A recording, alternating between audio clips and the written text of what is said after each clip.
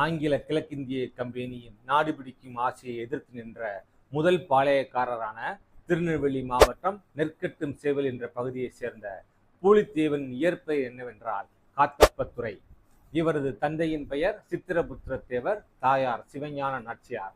தமிழகத்தில் ஆங்கில கிழக்கிந்திய கம்பெனியின் ஆட்சி வேரூன்றிய காலத்தில் ஆட்சி பொறுப்புக்கு வந்த பூலித்தேவர் அவர்கள் ஆங்கில கிழக்கிந்திய கம்பெனி இவரிடம் வரி வசூலிக்க முயன்ற பொழுது ஒருபடி நெல்லை கூட வரியாக தரமாட்டேன் என்று நெஞ்சுயர்த்தியவர்தான் பூலித்தேவர் அவர்கள். இதனால் கடும் கோபமுற்ற ஆங்கில கிழக்கிந்திய கம்பெனி கர்னல் ஹெரான் தலைமையிலான ஒரு படையையும் அன்று ஆற்காட்டு நவாபின் சகோதரராக விளங்கிய மாபூஸ்கான் படையிலும் இணைந்து பூலித்தேவருக்கு எதிராக படை நடத்தி சென்றார்கள். 1755 மதுரையை வெற்றி பெற்ற இந்த கூட்டணி பூலித்தேவரை அடக்குவதற்காக முன்னேறி கொண்டிருந்தது.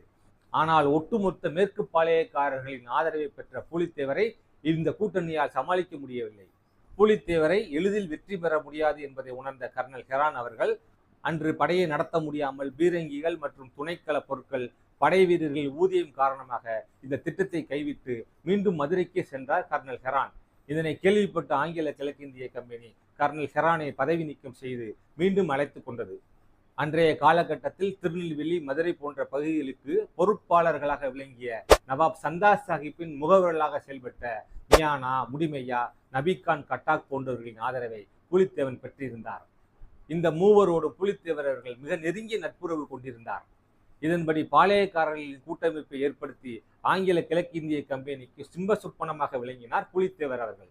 சிவகிரி பாளையத்தை தவிர மற்ற பாளையங்களின் ஆதரவு பூலித்தேவருக்கு கிடைக்கப்பட்டிருந்தது. ஆனால் புதுக்கோட்டை, ராமநாதபுரம் போன்ற மன்னர்களின் ஆதரவு ஆங்கில கிழக்கிந்திய கம்பெனிக்கு கிடைக்கப்பட்டது. இதனால் பூலித்தேவர் அவர்கள் தனது படையை மேலும் வலிமைப்படுத்தும் விதமாக அன்று மைசூர் மன்னராக விளங்கிய ஹைதர் அலி மற்றும் பிரெஞ்சுக்காரர்களின் உதவியை நாட முயன்றார். ஆனால் மராத்தியர்களோடு தொடர் போரில் ஈடுபட்டு வந்த ஹைதர் அலியால் அன்று பூலித்தேவருக்கு உதவ முடியாமல் போனது.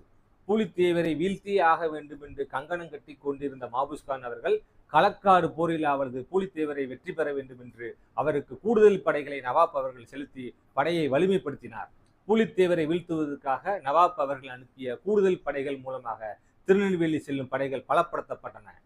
கர்நாடக பகுதியில் இருந்து குதிரைப்படைகள், காலால் படைகளும் இந்த படைகளோடு இணைக்கப்பட்டது. ஆனால் இவ்வாறு வலிமைப்படுத்தப்பட்ட இந்த கூடுதல் படைகள் தன்னை நிலைநிறுத்த முன்பாகவே திருவிதாங்கூர் மன்னரின் ஆதரவு பெற்று அங்கே 2000 வீரர்கள் பூலித்தேவரின் படையோடு இணைக்கப்பட்ட பொழுது அங்கு பூலித்தேவரின் படைகள் மாபெரும் வெற்றியை பெற்றார்கள். களக்காடு போரில் மாபூஸ்கானின் படைகள் தோல்வியை தழுவினார்கள். 10ஆம் வகுப்பு மாணவர்கள் இந்த களக்காடு போரில் மாபெரும் வெற்றி பெற்ற பூலித்தேவரை பற்றியான தகவல்களை சிறப்பாக எழுதி 2 மதிப்பெண்களை கட்டாயம் பெற்றுருங்க. சரிங்களா?